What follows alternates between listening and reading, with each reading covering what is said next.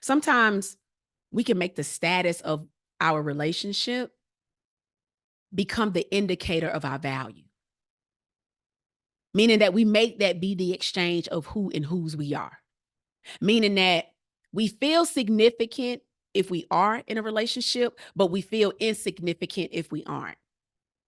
That's how we measure our worth.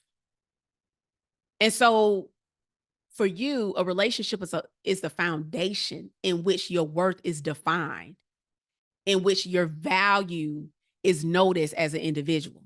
It's almost like you're saying, well, who am I without them? Meaning that you're more of something when you're with them and less of something if you aren't. And let me tell you something, when you operate like this, you will keep choosing prematurely. Because unfortunately, if that's the narrative that you're holding about yourself, that also means that you'll rather be with someone than no one. And I'm going to tell you something, when you have the mentality that I'd rather be with someone than no one, then you will do anything to have it. So what that means? That means you're willing to settle. That means you will also rationalize being treated poorly. You know how many people rationalize being treated poorly? Well, they had a rough childhood. Listen, I'm not here to discount somebody's childhood and their experiences, but don't make that be the reason why you get treated poorly. Their job is to go and get that taken care of. Well, they've been through so much. Okay, you can empathize, but that doesn't mean that you become the punching bag and you get mistreated because of what they've been through. That you can't rationalize poor treatment. You also find yourself relationship bouncing. I can't tell you how many people jump from relationship to relationship, all because it's better than being with no one.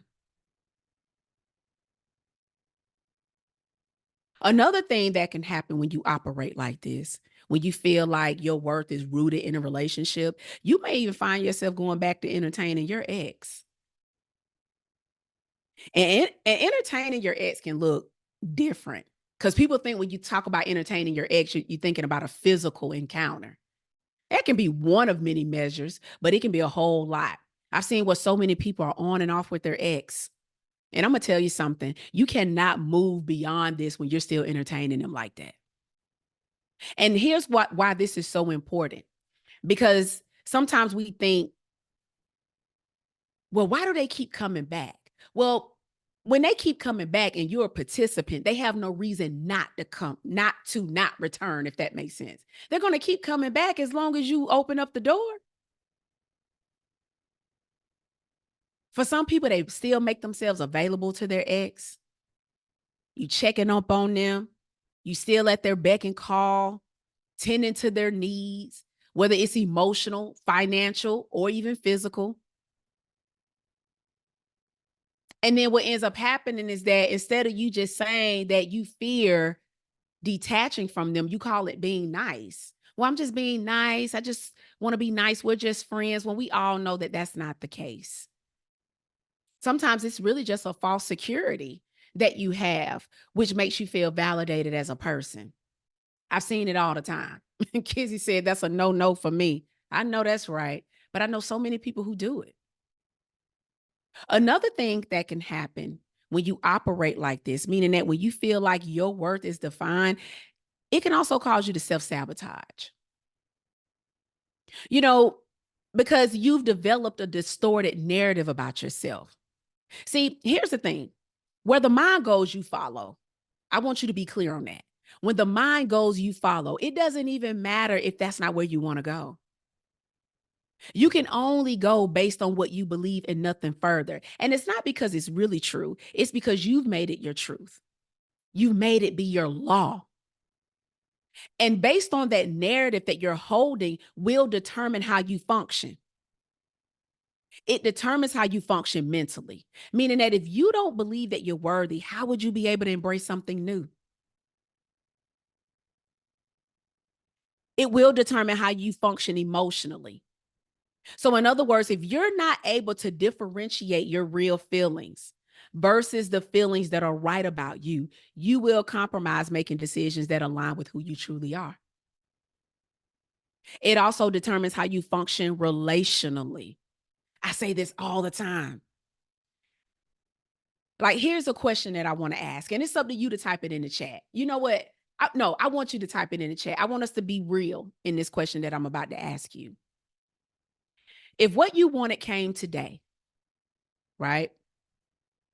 Would you be able and willing to receive it based on what you wanted? Would you be open and ready to receive what you desire if it were to manifest in your life at this present moment? Would you be receptive? Do you have the capacity and willingness to embrace your desires if they were to come to fruition today?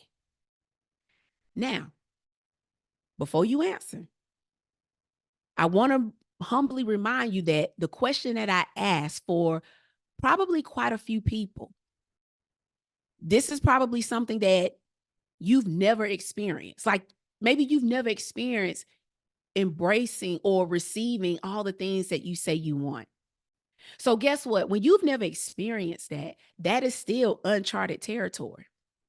That's still unfamiliar. Like having something totally opposite than what you've had before, that you've never had before, that is very unfamiliar. And that can be scary. And what happens is we search and look to find something wrong because that is not normal. Because unfortunately, our dysfunction has become our norm.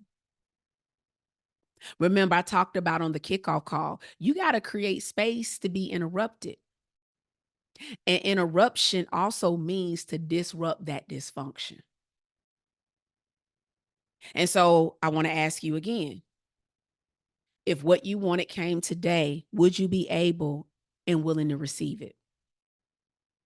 Would you be open and ready to receive what you desire if it were to manifest in your life at this present moment, not later, but right now? Would you be receptive?